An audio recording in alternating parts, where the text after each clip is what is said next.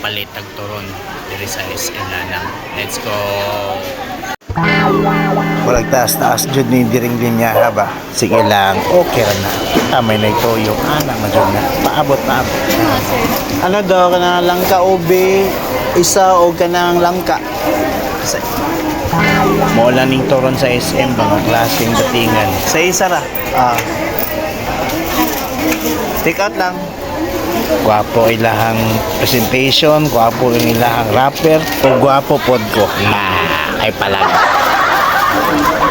Pinairid lang atong record ani, video record ani, para dili halata ba. Nagi-capture na ako sila. Ara ba yan? Ay, ako dahil gi-capture din. Diba sa turon?